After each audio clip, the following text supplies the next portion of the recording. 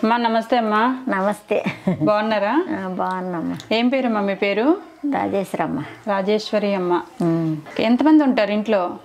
ఒక్కదాన్నేనండి. అప్పుడు ఆడపిల్ల ఉండేది. మరి అలాగే వీళ్ళు బయట మీద పెళ్ళి అయిపోయింది, వెళ్ళిపోయింది. అతను మంచోడు కాక ఎక్కడ రానీడు చూడనీడు. అలా అమ్మని చూస్తానన్నా చూడనీడు. అయ్యో, ఎప్పుడు చూడనీడు, రానీడు. అలాగే కొద్దిగా పప్పు వేసి టిఫిన్ కొట్టి పెడితే అయినాడు అవుతుంది, అవ్వకపోతే లేదు. మీకు టిఫిన్ సెంటర్ ఉందా? కొద్దిగా పెడతానమ్మా. ఉదయం ఇప్పటికీ చేస్తారా? ఇప్పుడు అలా లేచి కూకుంటే ఎవరో నీళ్ళు దించేస్తారు. ఇది అలా కూర్చొని అమ్మేసి అలా కూర్చొని తోమేసుకుంటున్నాను అంతే. ఈ వయసులో కూడా మీరు టిఫిన్ సెంటర్ పెట్టుకొని చేస్తాం. మెలగొట్టాల పెన్షన్ డబ్బులే కదా. ఎంత వస్తుందమ్మా రోజుకి మీకు టిఫిన్ సెంటర్ మీద? అసలు రావు అమ్మ. 150, 100 ఇలాగే వస్తూ ఉంటాయి. అవి అరుగులు తింటే అది రావు, ఆ డబ్బులు రావు. రోజుకి ఎన్ని ఇడ్లీలు పెడతారు సుమారుగా? రోజుకి 100 రూపాయలు ఇడ్లీ అమ్మ పెడతాను అంతే. 100 రూపాయలకి ఇడ్లీ అంటే ఎన్ని ఇడ్లీలు రావాలి? అంటే 10 రూపాయలకి ఎన్ని? 4. 10 రూపాయలకి 4 ఇడ్లీలా? మరి పల్లెటూరు కదా, ఒకళ్ళు 3 అమ్ముతాను. ఎందుక 3 అనేసి నేను 4 పెట్టాను. 4 అప్పుడు 4 అయినా రారమ్మ సరిగా, 3 దగ్గరికే వెళ్తారు కానీ. అలాగే మరి ఇంకేటి చేస్తాం. గ్రేట్. అయినా మీరు ఈ వయసులో 100 రూపాయలకి అమ్ముకున్నా, 150కి అమ్ముకున్నా, ఈ వయసులో అంతకన్నా ఎక్కువ పని చేయడం కూడా కష్టమే.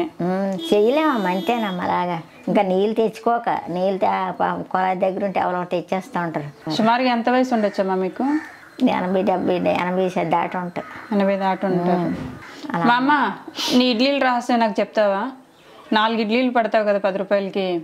1 గ్లాసు మినపప్పు వేసావు అనుకో, నోక ఎన్ని గ్లాసులు వేయాలి? 2 గ్లాసులండి. అంతేనా? అంతే. తక్కువే పడతాయి, ఎక్కువ పడవు.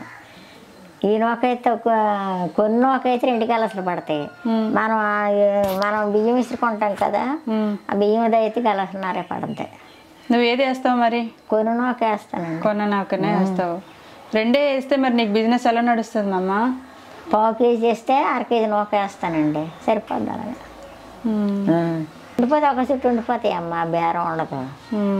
వండిపోతే అయ్యే మరి వండుకోకర్లేదు కదా, అయ్యే తినేస్తాను, ఊరుకుంటున్నాను. మరి ఏంటి చేస్తాను. అయితే నీ బలానికి, నీ ఏజ్ రహస్యానికి నీ ఇడ్లీలే అనమాట. అలాగంటే. అమ్మ, మీకు అన్నదమ్ములు అలా ఎవరు లేరు? అక్క చెల్లెలు? అన్నదమ్ములు 6 ఉండరు అమ్మ. 6 చచ్చిపోయారు. వాళ్ళ పిల్లలు? వాళ్ళ పిల్లలు 7 సంవత్సరాలు వాళ్ళ మట్టుకాలు బతుకుతారు. మన అన్నయ్యలు ఉంటే కదా మనకు చూడడానికి. మీ ఆయన ఎప్పుడు చనిపోయారమ్మా? ఆయన చచ్చిపోయి 44 సంవత్సరాలు. పాప పెళ్ళికి లేరా? అచ్చలేరండి. పెద్ద పిల్ల అయినప్పుడు లేరండి. అయ్యో, చిన్న వయసులోనే పాప చిన్న వయసులోనే చనిపోయారు. చిన్న వయసులోనే పాప. మీరే కష్టపడి పెంచి పెద్ద చేసి పెళ్లి చేసి పంపించారు పాపని. పాప చిన్న పిల్ల తెలియడం అనమాట. ఎలా చనిపోయారు? కడుపులు నొప్పి వచ్చి చచ్చిపోయారండి. అయ్యో, అవునా? రాత్రి తెల్లవారు కడుపులు నొప్పి వచ్చింది. ఉదయం లేచి హాస్పిటల్ తీసుకెళ్ళాము. తీసుకెళ్తే మెత్తవలని చచ్చిపోయాం. అప్పటి నుంచి మనం అలాగే పిల్లని పెట్టుకొని అలా బాగానే కష్టపడి పెంచారమ్మా పాపని. ఇంకెవరింటికి వెళ్తాను. బియ్యం ఇస్తే తీసుకుంటారా? తీసుకుంటారమ్మా.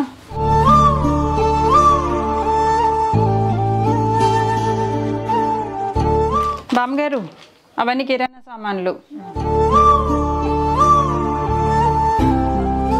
ఇగమ్మా బెడ్షీట్, ఇది దుప్పటి, చీర అమ్మ, చీర, జాకెట్టు, కొత్త బట్టలు కట్టుకొని కడుపు నిండా అన్నం తినండి అమ్మా, సరేనా?